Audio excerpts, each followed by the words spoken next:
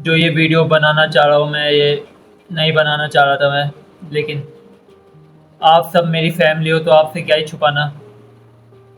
और जिनका भी मतलब कॉल आया, व्हाट्सएप पे मैसेज आया, इंस्टाग्राम पे मुझसे कनेक्ट किया, तो उनका भाई शुक्रिया। मेरे बुरे टाइम पे भी खड़े रहे, मुझे सब याद रहता है। जिन्होंने मतलब जिनसे मैंने बात करनी बंद कर दी थी, उनका भी मुझे मैसेज आया, कॉल आई कि कोई भी दिक्कत हो तो हमें बता देना। भाई मुझे नहीं पता कि मैंने कितना कमाया है, कितना नहीं कमाया। पैसे की बात नहीं कर रहा मैं, दोस्ती या फिर फैमिली बनाने की बात कर रहा हूँ। और ये यूट्यूब और इंस्टाग्राम पे मुझे जो फैमिली मिली है भाई, इसे मैं नहीं भूल सकता। क्योंकि मेरे बुरे टाइम पे भी खड़े रहे वे लोग। उन्होंने कहा अगर कोई भी दिक्कत पड़े तो हमें बता देना, नहीं तो हम आ जाएंगे। मैंने फिर भी मना कर दिया कि मैं ठीक हूँ, कोई दिक्कत नहीं हुई मुझे। ये एक लाइफ का पार्ट है जो कि सबके साथ होता है कभी ना कभी। मेरे साथ अभी जल्दी हो गया, बस इतना अंतर है।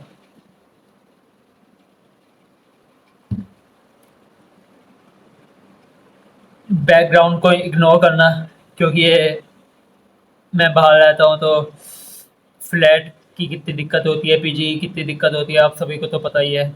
और मैं इतने समय के बाद लॉन्ग वीडियो डाल रहा हूँ। मैं कोशिश करूँगा कि हमेशा मैं लॉन्ग वीडियो ही डालूँ, मतलब हफ्ते में एक हफ्ते में एक लॉन्ग वीडियो मैं डालूँ। क्योंकि ब्लॉग चैनल है, ऑब्वियसली मुझे डालनी पड़ेगी। और यूट्यूब शॉर्ट्स तो मैं रोज़ डालता ही हूँ। मुझे सब्सक्राइब नहीं करते लोग, दुख होता है थोड़ा सा कि इतनी मेहनत करके मैं रोज़ वीडियो डाल रहा हूँ, शॉर्ट्स डाल रहा हूँ, फिर भी कोई सपोर्ट नहीं करता।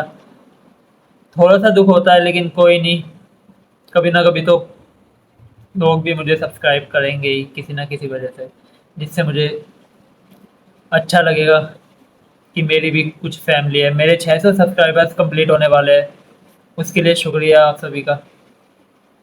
हाँ, तो मैं मेन टॉपिक जो है मेरे आज का वो है मेरे पापा, जो कि अब नहीं रहे इस दुनिया में। समझ नहीं आ रहा कि कहाँ से शुरुआत करूँ मैं, कहाँ से बताऊँ आप सभी को।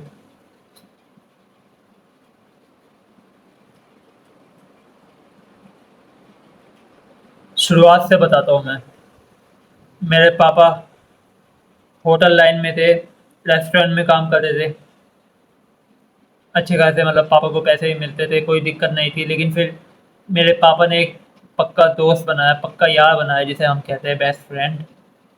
तो उसने क्या काम किया, पापा के साथ रोज उठता बैठता था, तो उसने पापा की मतलब पानी में या फिर चाय में उसने गोली मिला दी एक। और वो थी नशे की गोली। नशे से मतलब जिससे कि बीमारी हो जाती है, डिप्रेशन, सबने सुना ही होगा, हर किसी को है। लेकिन उससे कुछ ज़्यादा ही आदमी पागल हो जाता है, आदमी को गुस्सा आने लगता है उस दवाई से। तो वो पापा को खिला दी। पापा को उस टाइम पे पता नहीं चला, लेकिन बाद में जब पापा को प्रॉब्लम होने लगी, फिर पापा को समझ में आया कि पापा के दोस्त ने किसी ने ऐसा किया था। उसके बाद से पापा की तबीयत और ख़राब होने लगी, जिस वजह से पापा को होटल लाइन भी छोड़नी पड़ी अपनी। सोचो, आप इतनी मेहनत से इतनी बढ़िया नौकरी करो, उसके बाद कुछ ऐसी चीज़ हो जाए आपके साथ, तो आपको कैसा लगेगा? बुरा लगेगा ना। उससे ज़्यादा बुरा पापा को लग रहा था उस टाइम पे। उसके बाद पापा ने टीचिंग लाइन में कदम रखा। टीचर भी अच्छे बन चुके थे पापा, बढ़िया पढ़ाते थे, स्टूडेंट्स को खुश रखते थे। कोई भी स्टूडेंट पापा की बुराई नहीं करता था। मैं भी पापा के स्कूल गया था एक बार, मुझे भी अच्छा लगा था। उसके बाद पापा के पैर में दिक्कत हो गई, डायबिटीज़ थी क्योंकि पापा को, उस वजह से पैर में इन्फेक्शन था। मतलब थोड़ा सा इन्फेक्शन था, ज़्यादा इन्फेक्शन नहीं, मतलब घुटने से नीचे। तो हम मेरठ गए दिखाने, तो वहाँ पे डॉक्टर ने बोला कि मेरे पापा का पैर काटना पड़ेगा, कि अगर ये पैर नहीं काटा तो इन्फेक्शन बहुत बढ़ जाएगा। तो हमने सोचा कि डॉक्टर सही कह रहे होंगे, लेकिन फिर बाद में पता चला कि डॉक्टर ने जानबूझ के मतलब पता नहीं किस वजह से ये डॉक्टर ने बोला आज भी उस डॉक्टर पे गुस्सा आता है मुझे, लेकिन क्या कर सकता हूँ आप। वो पैर तो वापस नहीं आ जाएगा, मेरे पापा तो वापस नहीं आ जाएंगे ना उससे। उसके बाद डॉक्टर ने पापा का पैर काट दिया। फिर मैं पापा दिल्ली में थे, मैं देखने गया पापा को। जब पापा का वो पैर देखा मैंने,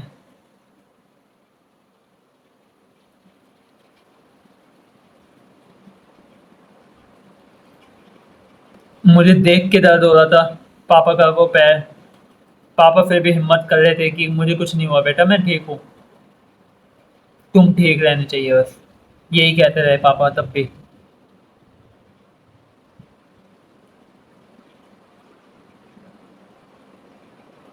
चाहे कोई भी दुनिया कह दे कि पापा ने मेरे कुछ नहीं किया, पापा कुछ नहीं करते थे, लेकिन मैं अपने पापा को जानता हूँ ना। मेरे पापा ऐसे नहीं थे यार। पापा बहुत बढ़िया थे।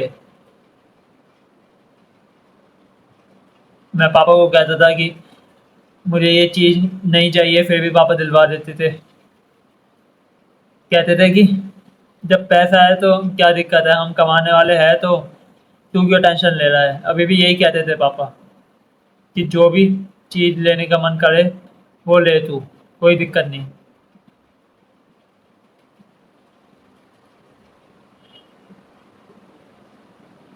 पापा को इतनी परेशानी थी, फिर भी पापा किसी को बताते नहीं थे कि मतलब इतनी परेशानी में है। पापा के इतने इलाज चले, पापा सही भी हो चुके थे।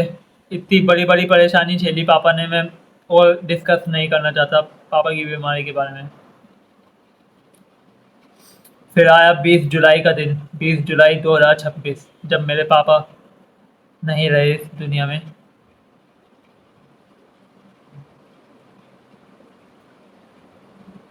पापा ने मुझे सुबह सुबह कॉल किया था कि जब ऑफिस पहुंच जाए तो फ़ोन कर लेना मुझे, क्योंकि पापा को चिंता रहती थी कि मेरी, कि मैं बाइक सही से चला के जाता हूँ या नहीं, क्योंकि मैं ऐसी तेज़ चलाता हूँ। तो इस वजह से पापा मुझे रोज़ फ़ोन करते थे, मुझे उठाते भी थे। इतने फ़ोन आते थे पापा के, मैं कभी कभी ये भी कह देता था कि मतलब कहता नहीं था, मन मन में कहता था कि रोज़ रोज़ फ़ोन क्यों करते हैं, मतलब इतना फ़ोन, मतलब एक दिन में कर लिया फ़ोन तो सही है, लेकिन इतने फ़ोन कौन करता है। लगातार फ़ोन करते थे पापा। लगातार नहीं से कहना चाहूँगा मैं ऐसे कि जैसे 1 घंटे में किया फ़ोन, फिर 3 घंटे बाद, फिर 5 घंटे बाद, ऐसे।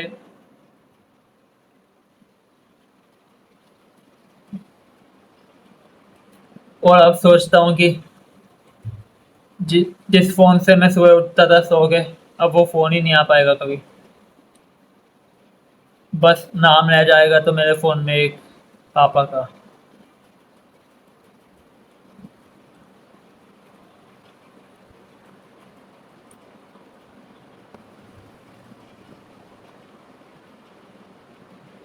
20 जुलाई को जब पापा का सुबह फ़ोन आया, उसके बाद मैं नाश्ता करके मतलब जॉब पे चला गया था। फिर मैंने पापा से कह दिया था कि मैं आके कॉल करूँगा। फिर हाफ टाइम में मेरे भैया का कॉल आया था मेरे सर पे, क्योंकि मेरी जॉब में फ़ोन भी अलाउ नहीं होता, और सैलरी वैसी कम है मेरी जॉब में, तो इतनी सैलरी में मेरा गुजारा भी नहीं हो पा रहा। मैं देख रहा हूँ और कहीं जॉब मिल जाए मुझे अच्छी सी। अगर आपकी नज़र में कोई हो तो बता देना। हाँ, तो हम कहाँ थे? हाँ, मेरे भैया का फ़ोन आता है मेरे सर पे। फिर सर मुझे कहता है कि तुम्हारे घर से फ़ोन आया है। तब मैंने सोचा कि मेरे घर से क्यों फ़ोन आया, कि मैंने कुछ गलत काम कर दिया या फिर कुछ ऐसा कर दिया, या फिर सर ने कुछ मेरे बारे में बोल दिया। मैं यही सोचता था, क्योंकि नेगेटिव थिंकिंग कभी ना कभी, मैं वैसे पॉजिटिव इंसान हूँ, लेकिन कभी ना कभी ऐसे थॉट्स माइंड में आ जाते हैं आपके। तो मैं भी यही सोचने लगा कि क्यों फ़ोन आया है इस टाइम, वो भी कि वैसे फ़ोन आता था तो मतलब लंच में आ जाता था।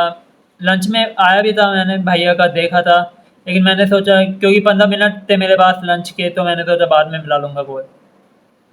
फिर उसके बाद मैं भागते हुए गया, क्योंकि मैं डर गया था कि क्या हो गया है।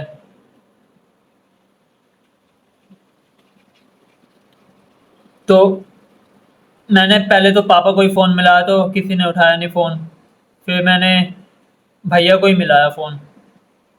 तो भैया ने कहा जल्दी आ जा, पापा हॉस्पिटल में एडमिट है। उस टाइम मुझे लगा झटका।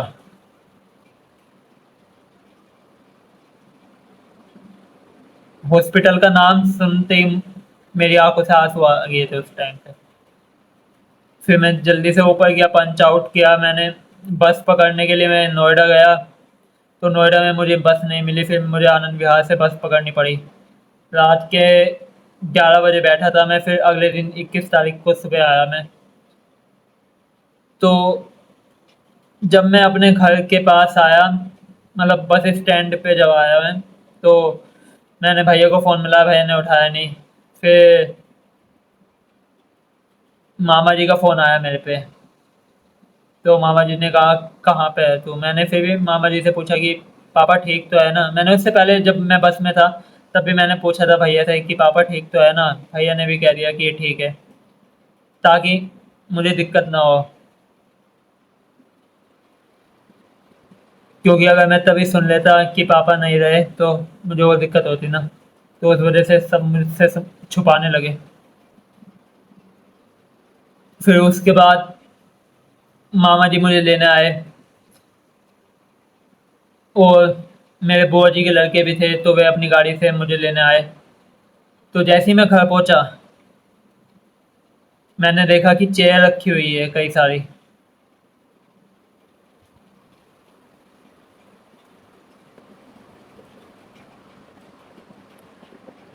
मैं तभी समझ गया था कि पापा नहीं रहे। लेकिन उसके बाद भी मैं चलता गया अंदर अंदर। जैसे ही मैंने देखा कि पापा मेरे सामने लेटे हुए है,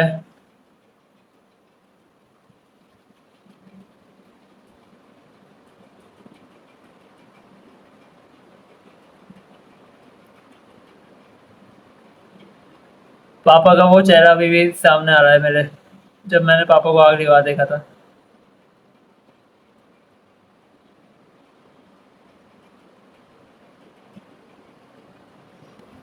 मैं पापा को हग करना चाहता था, लेकिन हग भी नहीं कर पाया।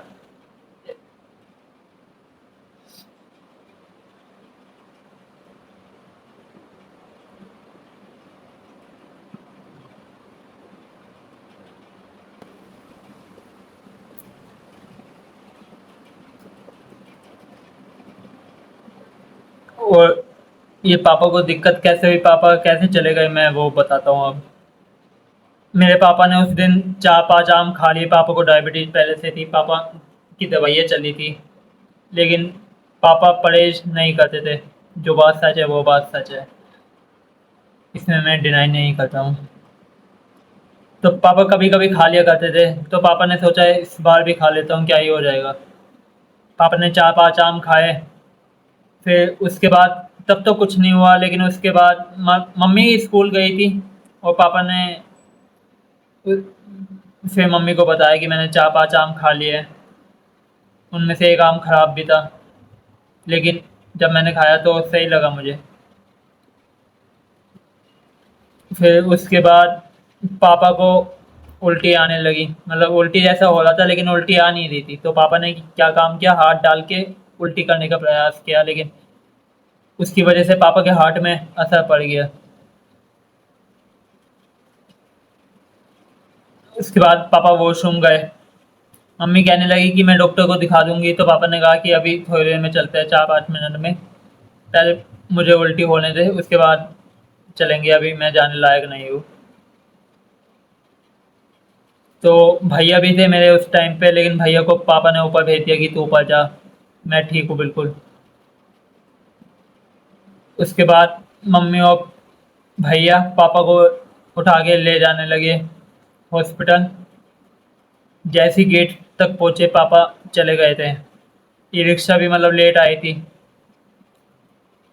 एम्बुलेंस को बुलाया था, लेकिन तब तक पापा जा चुके थे तो कोई फ़ायदा नहीं था।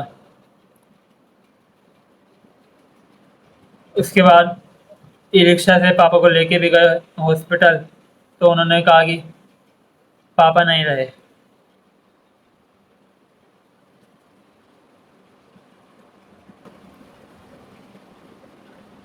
मैं सच बताऊं, मेरे पापा ने किसी चीज़ को भी मना नहीं किया, किसी चीज़ को भी मना नहीं किया।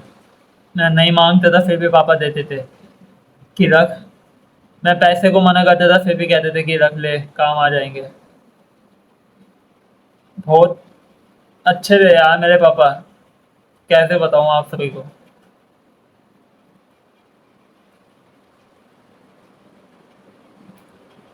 मुझे आप लोगों का सपोर्ट चाहिए होगा, तो ज़्यादा से ज़्यादा इस वीडियो को शेयर करना, लाइक करना और सब्सक्राइब करना। मैं 600 सब्सक्राइबर्स के बिल्कुल करीब हूँ। मैं चाहता हूँ कि 1000 सब्सक्राइबर्स मेरे हो जाए इस महीने में। तो ज़्यादा से ज़्यादा शेयर करना और कमेंट भी करना, जैसा आपको लगे वैसा कमेंट कर देना। मतलब जो भी आप कहना चाहते हो। ये वीडियो ज़्यादा लंबी हो गई, उसके लिए माफ़ी चाहूँगा मैं आप सभी से।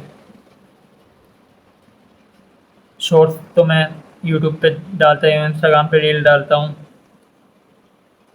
लेकिन यूट्यूब में भी एक हफ्ते में एक वीडियो डाला करूँगा मैं, क्योंकि आप सब मेरी फैमिली और आपसे कुछ भी नहीं छुपता और ना छुपाना चाहूँगा मैं आगे कभी। मुझे इतना ही कहना था बस, कि आप सभी ठीक रहो, अपने घर वालों के साथ रहो, उनके साथ टाइम स्पेंड करो।